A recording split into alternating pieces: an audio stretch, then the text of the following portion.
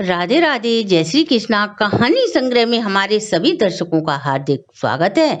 दर्शकों, आज हम इस वीडियो को माध्यम बनाकर एकादशी महात्म्य व एकादशी व्रत विधि व एकादशी को तुलसी दल नहीं तोड़े जाते तो क्या करें, जिससे हर विष्णु की कृपा हम पर सदा बनी रहे। एकादशी को तुलसी पूजन हमेशा शालिग्राम के साथ करें।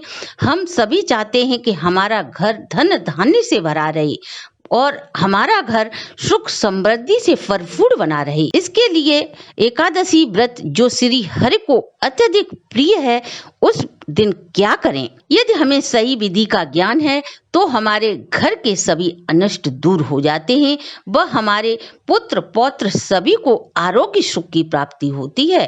दर्शकों, हर सनातन धर्म मानने वाले व्यक्ति के घर आंगन या छत पर यह अद्भुत चमत्कारी पौधा अवश्य ही होता है। नहाने के बाद तुलसी में जल अर्पित अवश्य ही करते हैं। यह पौधा हम प्रत्यक्ष देवी का स्वरूप मानकर उसका पूजन करते हैं। हमारे शास्त्रों के अनुसार जिस घर में यह देवीय वृक्ष होता है, उस घर में छोटी छोटी बला स्वतः ही टल जाती है। जब भी आप सुबह स्नान कर तुलसी माँ को जल अर्पित करें तो आपकी जो भी परेशानी हो माँ के समक्ष कहें। प्रतिदिन आप उसमें अपनी समस्या के समाधान के विषय में कहोगे तो श्री हरि व माता तुलसी की कृपा से सभी परेशानी शीघ्र ही हमेशा के लिए आपकी दूर हो जाएंगी और आपको ऐसा प्रतीत होगा कि आपकी परेशानी धीरे धीरे अब समाप्त हो रही है। दर्शकों, हमारे शास्त्रों में एकादशी तिथि को तुलसी के पौधे का स्पर्श वर्जित बताया गया है और बिना तुलसी दल अर्पित किए बिना श्री हरि की पूजा अधूरी मानी जाती है। तो आप एक दिन पहले ही तुलसी दल तोड़ कर रख लें। सूर्य ग्रहण, चंद्र ग्रहण, रविवार, मंगलवार, मकर संक्रांति आदि ऐसी तिथियां हैं जिसमें तुलसी दल नहीं तोड़े जाते। आप 11 दिन पहले तोड़े गए तुलसी दल को श्री हरि का भोग लगा सकते हैं। सिर्फ आपको निषिद्ध तिथियों का स्मरण अवश्य ही बना रहे। तुलसी पूजा की एक विशेष विधि जो एकादशी तिथि को की जाती है। एकादशी तिथि को श्री हरि विष्णु शालिग्राम आदि की पूजा करें। यदि शालिग्राम आपके यहाँ नहीं है तो कोई बात नहीं। श्री हरि की प्रतिमा श्री हरि के साथ लक्ष्मी माता न हो, ऐसी प्रतिमा को तुलसी के गमले में रखकर धूप दीप कपूर आदि से पूजा करें। फिर माता तुलसी की पूजा करें। ऐसा करने से मनुष्य के जन्म जन्म के पाप नष्ट हो जाते हैं।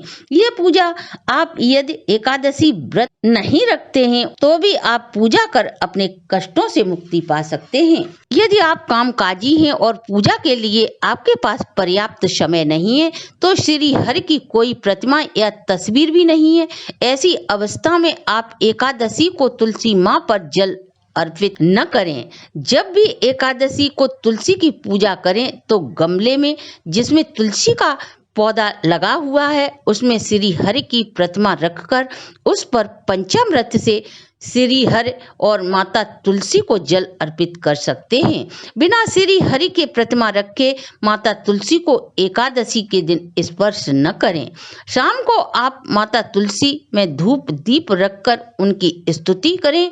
यदि आप श्री हरि विष्णु और तुलसी जी बीच में हैं तो आप विधिवत पूजा परिक्रमा जलाभिषेक कर सकते हैं। श्री हरि की पूजा या मंत्र का जप करने से माता रानी शीघ्र ही प्रसन्न हो जाती हैं। इसलिए एकादशी तिथि को भगवान श्री हरि विष्णु के 12 मंत्र ओम नमो भगवते वासुदेवाय नमः मंत्र की कम से कम एक माला अवश्य करें। वैसे तो तुलसी गायत्री मंत्र है, पर श्री हरि का मंत्र माता रानी की कृपा प्राप्त करने के लिए रामबाण का कार्य करता है।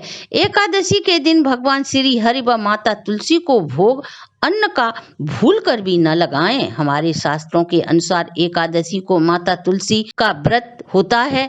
ऐसे में यदि आप फल चढ़ाएंगे तो ये बहुत ही शुभदायक होता है। यदि आप धूप दीप से केवल पूजा करते हैं तो माता तुलसी की कृपा के पात्र बन सकते हैं। ऐसा करने से एकादशी के साथ साथ आपको तुलसी पूजन का भी पूरा लाभ प्राप्त होगा। यह कार्य जब आप करेंगे तो थोड़ी ही समय में आपको अपने जीवन में सकारात्मक परिणाम देखने को मिल जाएंगे।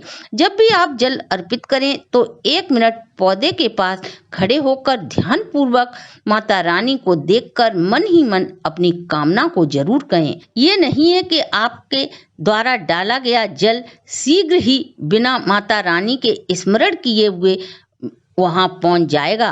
और यदि आप तुलसी माता को एक दीपक जलाना चाहती हैं तो सबसे श्रेष्ठ समय शाम का है। यदि सुबह को दीप लगाना चाहती हैं तो ब्रह्म मुहूर्त में ही लगाएं। शाम को तुलसी माता के पास देसी घी का दीपक जलाने से अखंड सौभाग्य के साथ साथ धन वैभव व ऐश्वर्य की प्राप्ति होती है। ये बहुत ही कारगर उपाय है श्री हरि को प्रसन्न करने का। यह आसान से उपाय जिसके अलावा प्रत्येक गुरुवार को माता रानी के ऊपर गाय के दूध का छिड़काव अवश्य करें, जिससे आपके समस्त पूजन सार्थक होगा। तो दर्शकों, ये थी हमारी आज की प्रस्तुति।